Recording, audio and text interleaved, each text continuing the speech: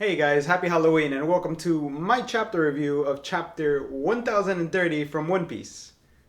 Alright, wearing this sweater for the Halloween spirit, but let's get to the chapter. We start with a cover request of Brook being a gentleman and a true sir, giving way to the army of ants in the cover request.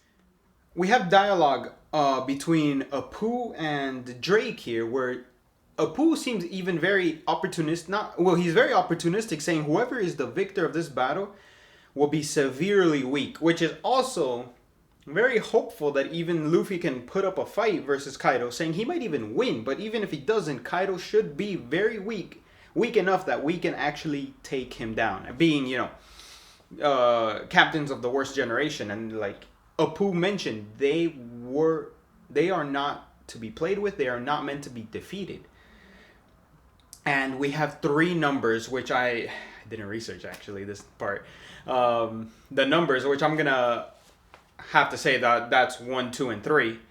And the theory is that since Apu says join us in here, these numbers never wanted or never meant to fight any of the alliance. They usually are just pillaging or doing something for Apu to keep face. But it's that these three have a very similar, what's it called? Drawing. They just look very similar. There you go. They look very similar to the ones that were in the cave with Yamato that escaped. So are they experiments from that? The giveaway is the face from the third one that we see in the panel. The mustache on the first one, and then the second one is the hair that looks puffy-ish, like it was on the guy. But a good giveaway would be the tattoo on the back. Then we would probably know. If we see the back of that one, we can maybe assume that's the three of the samurai that escaped. Next few panels are Nami and Usopp escaping with the Komainu, and they see something that Usopp says, "That's a monster!" And he immediately recognizes, wait, that's not a monster, that's Kinemon's legs. So how are Kinemon's legs here? How is Kinemon alive? For a different time. A different moment. But he rushes to grab Kinemon's legs. Kinemon can't hear, so Nami signals what the symbol of the Alliance is, and he says, "This is someone from the Alliance. I can't hear, but I'm gonna relay an important message, and the message is to please come save Kiku, please come save us," or whatever the message was. It's, "Please, I'm here. We need help." And they rush towards where Kinemon is. We cut to Kinemon and Kiku, who is very severely damaged. That drawing is... It reminds me of, you know what? Wow, what's this one called? Kingdom. Wow, the drawing style there on Kiku is very gruesome. And Kinemon is mentioning, "How am I alive, even being severed in half?" When Kaido went down and stabbed him in, like, I guess the waist, he split back apart, so Law never undid his ability. But still, how are you even alive? You got smacked across the head. Very tanky in this sense, but he's still alive. You know, it's very hard to kill off a character. And Kinemon hears someone on the radio, and he says, that's Orochi's voice, but wasn't he beheaded? We killed him. We cut off all his heads. How is he alive? And, well, Orochi's relaying a message to Kanjuro. And we thought Kanjuro was dead at this time too. But he's still alive. And Orochi's so good with words. He's just applauding, encoring Kanjuro, saying, "You did so great, but we need you to do one more thing for your ancestors. We need them to burn the hatred into everybody." And Kanjuro musters up the last bit of energy, and he draws one of his final pieces, and he just thuds back down. And he draws a spirited flame creature, and he calls this Kazembo. So Kazembo, from a little bit of searching, is a Kappa, but it was like the leader of the Kappas, which is making him the biggest and strongest one between all of them. But it said it was a trickster, so I don't know if the flame has a little bit of play like that. The next few things we see is Momo bringing in little bits of fire. So he makes a little one, and then he just combines it with the other one so he can maybe make a long strand and put it around the island. So maybe he can't make a large one, but he'll just put together a bunch of little ones. And the Kuzenbo fire seems to just be like a lifeless being that's going through objects like if he was a ghost, just burning everything. And this almost says that it's going to reach one of the explosives, or maybe not. Yamato won't be able to save all of the or like remove all the explosives, but it will cause an explosion at some point. So while everything's on fire and everything's burning down, we have a panel of Robin and Brooke. So Robin's actually up and active and doing stuff. Brooke is, next to her protecting, and we see a panel of CP0 walking.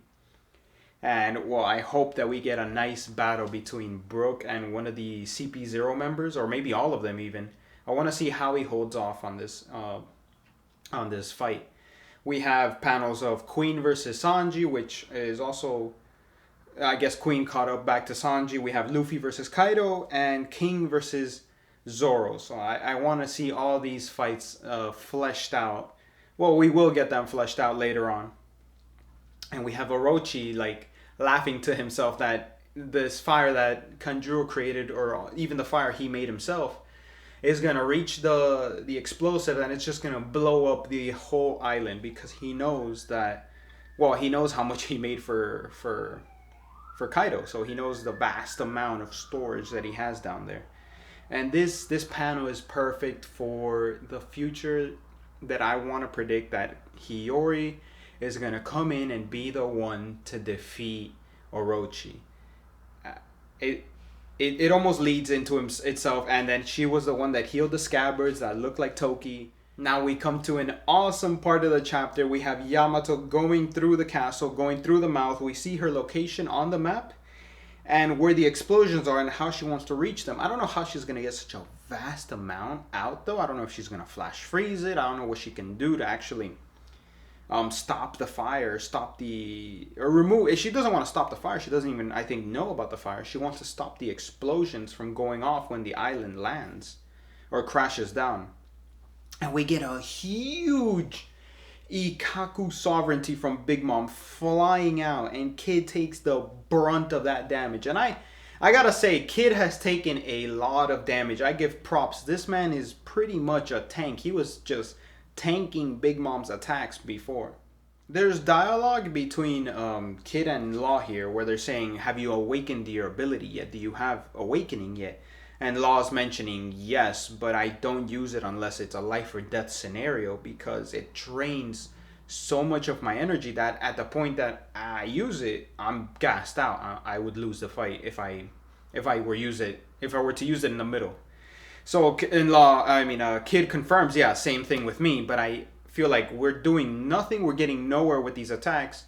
We have to resort to the awakening abilities. So you see Law creating something, he calls it Kroom, so it's a room with a K in front of it. But he puts a room over his sword and he stabs Big Mom with it while she's distracted. But it goes through, it doesn't cause any damage. I guess that's the anesthesia part. It just goes right through. It's not meant to damage or anything.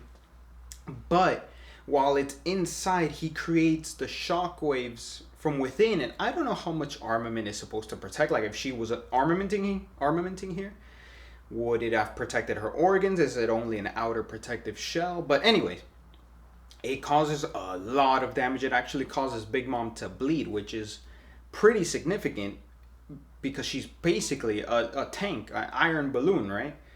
Now, while she's distracted and turns to Law because of the damage that Law just did, Kid goes ahead and touches Big Mom and uses his ability called Assign. So it assigns her body to be a magnet, which I feel like someone predicted for some reason. But it causes Napoleon to stick to her. And it's hard to tell from the panels if it repels Prometheus and Hera because they're would be polar opposites, or if they're also being attracted too, because I researched electromagnetism, so clouds have some electromagnetism because of thunders. It makes sense if Hera would be pulled in, but Prometheus is a little harder to see, or harder to tell if he would also become a magnet or become a polar and be pushed away. But it attracts all the swords and weapons coming flying at her. But Kid assigns an even harder magnetic field, and it starts pulling all the steel beams, all the swords just come flying right at her, and it's hard to say if this is gonna cause a lot of damage. I want it to cause a lot of damage, but again, Big Mom is a Yonko. Big Mom has tanked and fought with Kaido. I want to know how much this does in damage. I wonder if they're gonna be gassed out. So I'm gonna say that Big Mom's gonna be hurt. She's gonna be bleeding, but I feel like she's gonna get back up, no problem, and they're gonna be like on their last limbs, but they're gonna continue fighting, holding her back while Luffy is versus Kaido. So the chapter was super cool, super awesome. I really like that we get a little bit of hint of awakening here, and the potential that Luffy can awaken his devil fruit ability too. But that was the end of the chapter. So I want to say that since Kid Law's older, right? But since Kid is closer to Luffy's age, and the theory is that devil fruits take a little bit of the theory is devil fruits take a little bit of time to ripen, right? Or yeah, losing my train of thought there. It would take a little bit of time for the person to ripen with their devil fruit, so then they can awaken. They can have an awakening. So like Doflamingo had it since he was a kid. Kid had it, I want to say almost the same time, maybe. We don't know when he got his devil fruit. Law got it when he was a kid. Luffy's had it since he was a kid, so maybe the time frame is right there at the cusp, so that Luffy can awaken his awakening during this fight with Kaido, and maybe use it with a little bit of Conqueror's Haki in between. But that's awesome. Predictions for next chapter would be, let's see. Hiyori. I want to see Hiyori appear in front of Orochi and do that fight out, because she stated, I want to be the one that kills Orochi. And I want her to fight and defeat Orochi with maybe one witness. I don't want anybody to know except her, for her to have that satisfaction that she defeated Orochi. And Kinemon could be the only one that would know that, oh, Orochi was alive, but he ended up dead at the end of the battle. So what happened? And maybe Hiyori was there. Maybe he can piece it one and one together. Hopefully we get some fleshed out battles between Zoro and King next. And then we get some action between Luffy and Kaido on the rooftop. But that's it from me, guys. It was a great chapter. Please like, comment, and subscribe, and I'll see you for the next one.